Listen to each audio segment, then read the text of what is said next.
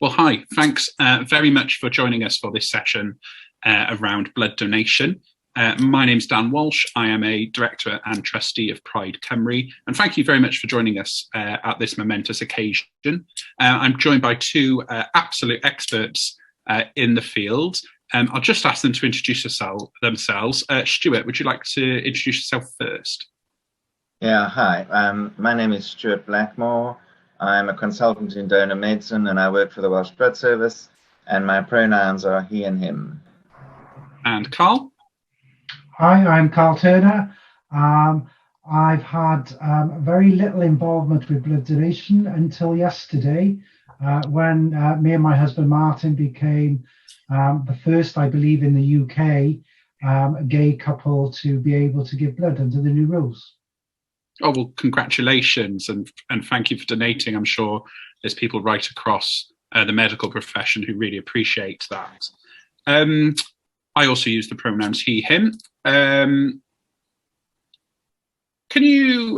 start with a question to Stuart, if that's okay.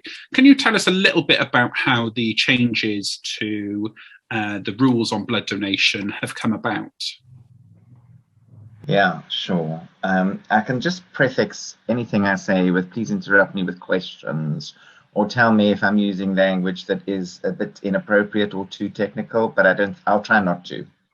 So basically, we all know that the HIV pandemic broke in the 1980s, the early 1980s, and a whole lot of gay men were dying of horrible, nasty infections, and no one really understood why.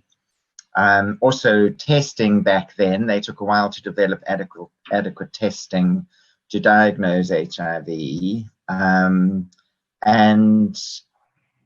they were very worried about it obviously being transmissible through blood. So the scientists at the time thought the best way to manage the situation in terms of blood donation was to put a permanent deferral against any male that declared having sex with a male to protect the safety of the blood supply. And basically they assessed people based on membership of a population at increased risk of having HIV rather than assessing people as an individual. So any man who had ever had sex with a man, regardless of how long ago, was permanently deferred from blood donation. And also just to add that we do in the blood services rely entirely on people being absolutely honest when they complete the questionnaire. So it was hoped that that would do enough to reduce the chances of HIV entering the blood supply. And that stayed in place until 2011 when the deferral was reduced from a permanent deferral to a 12-month deferral. And then the snowball had started rolling, because in 2017 it was then reduced to a 3-month deferral. And very shortly after that, actually, in sort of the latter half of 2018, the UK governments were quite keen for this to be reviewed, to try and find a new way of assessing risk of transmissible infections through blood transfusion. So they tasked the blood services with coming up with a different way, a different model to assess the risk of transmitting infections through the blood supply. And that's when FAIR was started. FAIR is a project that stands for the Assessment of Individualised Risk. And I was the Welsh Blood Service representative on the steering group. It had representatives from all 4 of the UK blood services, as well as various stakeholders from gay lobby groups and patient-facing groups and donor-facing groups. And that reported, the project came up with some recommendations in the latter part of 2020, which then went to the Government Committee on the Safety of Blood Tissues and Organs, that's called SABTO, for them to assess the evidence that had been produced. And SABTO approved the evidence and said that, you know, it probably was a good idea to proceed with this, so presented it to the 4 UK governments, and the 4 UK governments ratified the change in assessment of risk from a population-based assessment to an individual risk-based assessment. So then the blood services had from the latter part of last year until yesterday to get all their procedures and policies in place for the implementation of FAIR yesterday, which would enable men who have sex with men who are at low risk themselves of having a transmissible infection, would allow them to donate. And the big advantage is it is an individual risk assessment. So there may be some people that were eligible to donate under the old system that now, based on their individual behaviors, may no longer be eligible to donate. So that's the journey we've been on. And I hope it answers your question, Dan. Yeah, I mean, generally, why do you think, and why does the NHS need more donors? You know, some people might not know what the blood's used for. You know, there's differences with organ donation. I wonder just if you could kind of briefly explain why. Okay. So I'll deal with the organ donation bit first of all. Organ donations are not as common as blood donations or blood transfusions.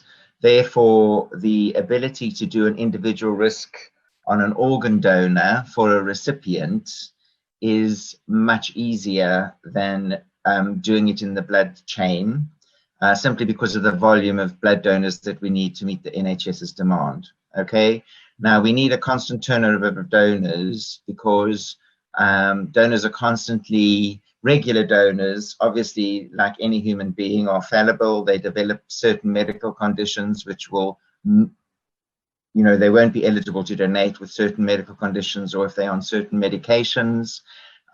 So we're constantly losing donors. So we need donors being fed in at the other end. So any way of increasing our donor pool in a way that is safe and doesn't jeopardize the safety of the blood supply is a good thing. And on average, I think the Welsh Blood Service needs about 350 donations a day to supply the needs of the Welsh NHS, the hospitals. Well, that's really, really interesting. I'm going to come to Carl next. Carl, prior to the 14th of June, which was yesterday, we're filming the day after, had you ever given blood before? Yeah, I'd actually given, I found out yesterday when all my records were pulled up, I'd given 13 times before. Wow. The last time was in 1999. So yeah, I was one of those that started a job straight from school where everyone went to give blood, lunchtime sort of thing. So I followed along, but then as time progressed and then as, I started dating men and then the rules were there to stop me from giving, I had to stop. So yeah, I've not given blood for 20 years. How did it make you feel at the time, knowing that you no longer could donate? You were quite a committed blood donor, having done it 13 times previously. I guess, Stuart, that's quite a healthy donation record. Yeah, absolutely. Yeah. Yeah, it was really annoying because I knew that I had blood that potentially is needed by somebody, and as far as I knew, there was no reason for my blood not to be used, sort of thing. But yeah, it's annoying to be there in the background knowing you're willing but not able to. Okay, that's really interesting. I mean, coming back to Stuart, why are there restrictions on donating? I was under the assumption that all blood is sort of screened before it goes into the pool. Why are there any restrictions to begin with? Bit of a long story again. So the biggest difference we can make to enhance the safety of the blood supply is our donor screening. As I've said, we rely entirely on donors being honest when they answer the questionnaire. And as I said, there's already a whole host of restrictions apart from sexual behaviors that may preclude you from donating. Yes, the second level of safety in our blood supply is the testing that we do. But please remember, we only test for 6 infectious conditions. We certainly do not test for everything. You also need to remember that there are emerging infections. The world is just going through the COVID-19 pandemic with a virus that is essentially, we knew about this, the type of virus, but not the specific virus. The HIV virus was new when it came out in the 1980s. So there's emerging infections all the time. And that's why we have the screening, but we can't test for everything. The other thing is there's something called a window period.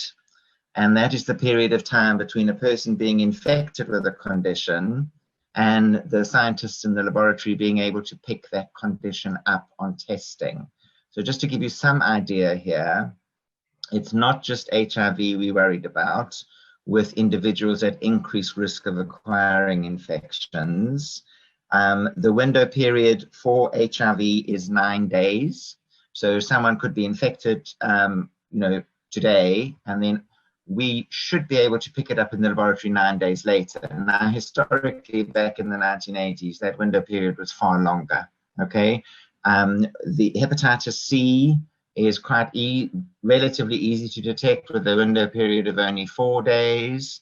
But the one that throws a spanner in the works most often is hepatitis B. Hepatitis B virus has an incubation period of 30 days. So that's quite a long period during which our tests can't pick it up.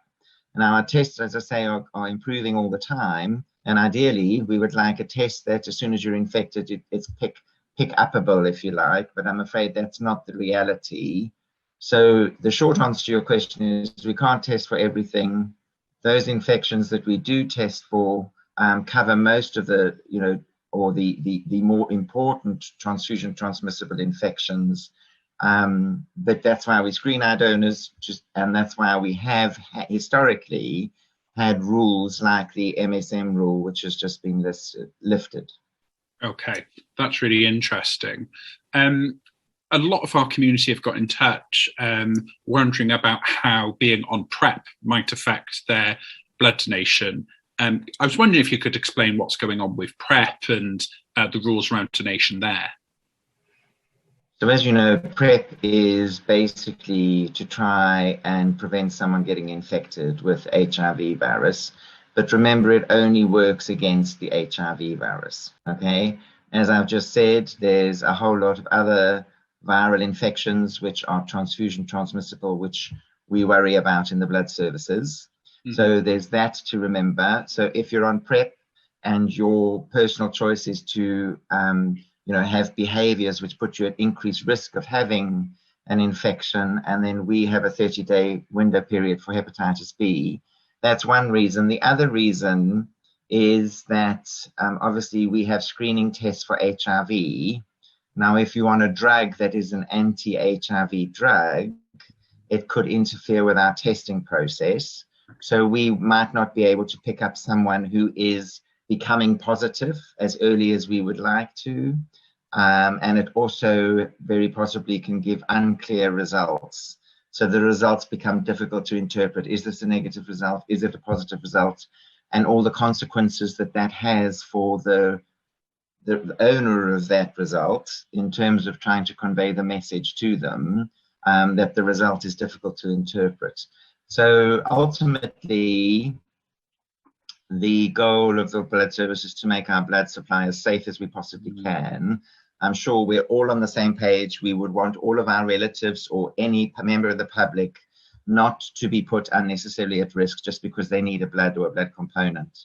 So the scientists are busy looking at PrEP. There's a lot of interest in PrEP. There's a lot of interest in the way it affects testing. So watch the space, but currently people who take PrEP to protect themselves can't donate. And as I said, we do rely on people being entirely honest. So, when they fill in the donor questionnaire, so if they are taking PrEP, we really ask for them not to donate for the reasons I've just described. That's really interesting. I guess, there is a balance, isn't there, between increasing the donor pool and making sure as many people are eligible, but guaranteeing patient safety, absolutely. Carl, I'm going to come to you next and just ask you about the experiences. Sorry, I'll start that again.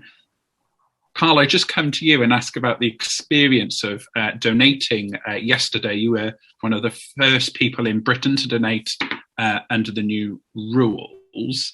For someone like me who's afraid of needles, can you just explain a little bit about how you found the whole process? Yeah, it's really easy. It's, you go in, as Stuart have said, you get screened, you get asked lots of questions. Everyone puts you at ease. It was Martin's first time giving blood yesterday.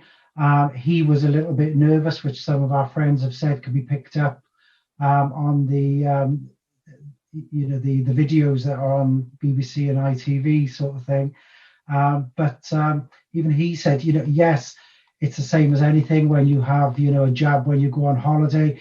It's that, little scratch that you feel, and then that's it. You just sit there then for 5-10 minutes, however long it takes.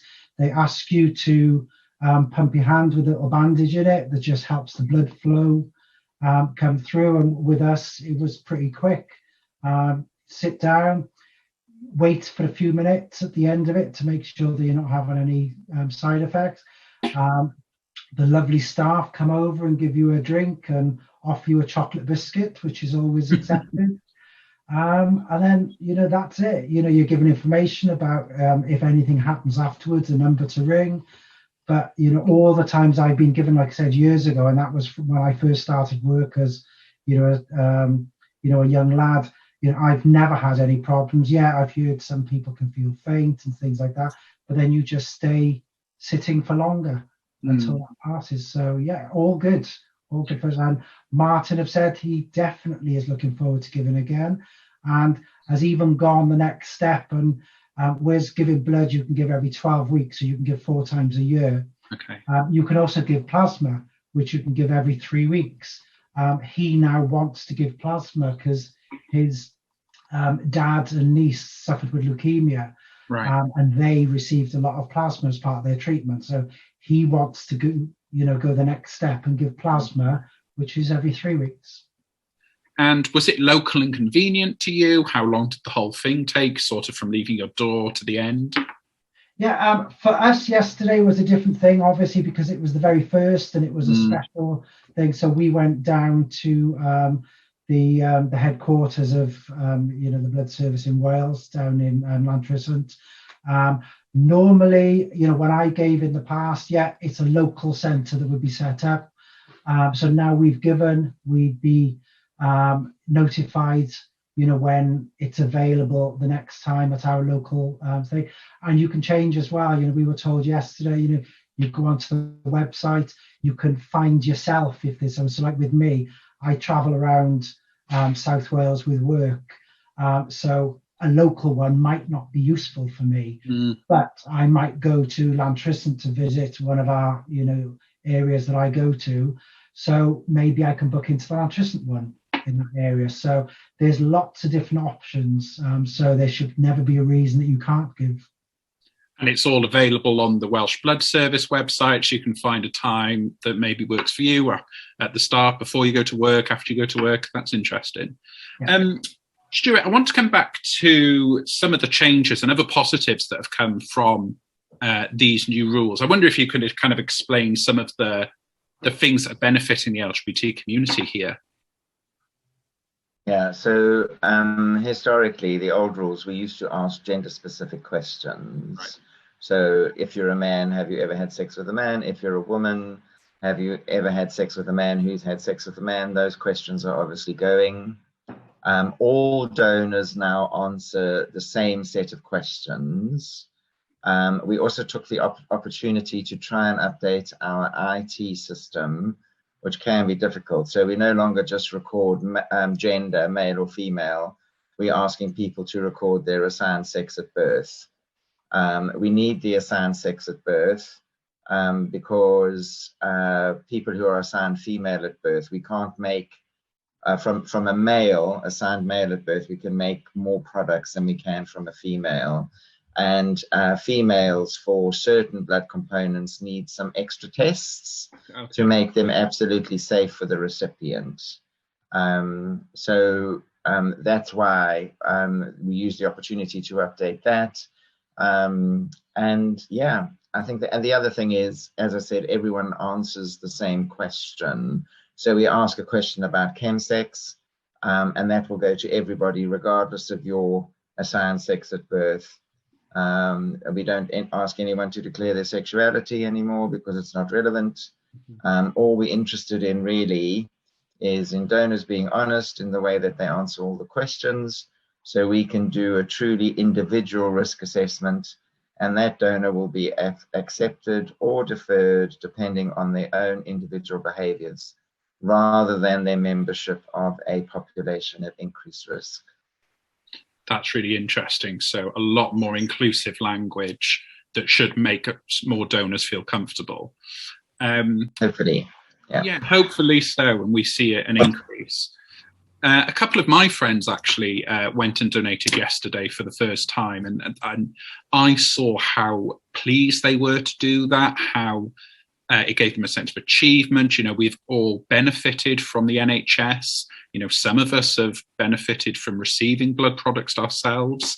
My question to both of you as members of this community and people that consume NHS services, what do they mean to you as a person? We'll start with Carl. Very important. You know, both me and Martin, like I said earlier, you know, Martin's dad had leukemia and sadly passed away. His niece had leukemia but is in recovery. So he saw, you know, all of the blood products, you know, plasma and blood itself that, you know, they received. So for him, it was a very important moment for him to be allowed to try and give back. You know, something I said to one of the news reporters yesterday was, you know, we all expect that if we go into hospital and we need a blood transfusion, we expect it to be there. And if our loved ones are in hospital, family members or husband, wives, we expect them to get what they need. So the thought that you're able to add to that pool of blood resources, they said yesterday that each of us potentially have helped now 3 people with the blood that we give. So, you know, you multiply that with 4 times a year, you know, we're helping lots of people, and that there's a huge pride in knowing that, you know, you're able to help people. I think, you know, we're all sending our love and best wishes to Martin's niece in particular as she continues her recovery. Stuart, what do the changes mean to you? A huge amount, actually. So from a professional point of view, it's hugely important to me to maintain the safety of the blood supply. And I think the FAIR project was the right-minded people coming together at the right time to make the right decision about coming up with a new way of assessing risk that hopefully will keep the safety of the blood supply as it currently is, which is one of the best in the world. So professionally and personally, I'm all for fairness. I hate any form of discrimination, major discrimination or minor discrimination, which I know a lot of people are subjected to. I feel quite strongly that we need to eradicate that as best we can. So I think this is a little step in the right direction, to be honest.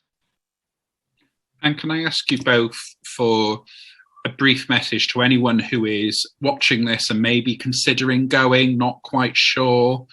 What would you say, Stuart?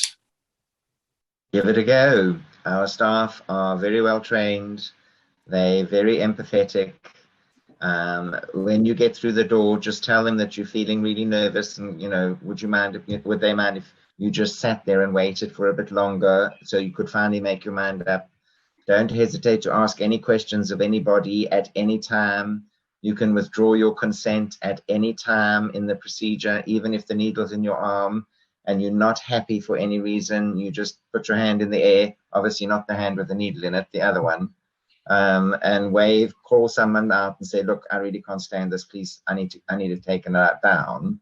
Then obviously we can act as quickly as we can. Obviously, if the nurse is busy with someone that's fainted, they might take a little while to get to you, but I would say give it a go. Until you've given it a go, you won't know if it's for you. And like Martin has, he's not given before, was a bit nervous about the needle.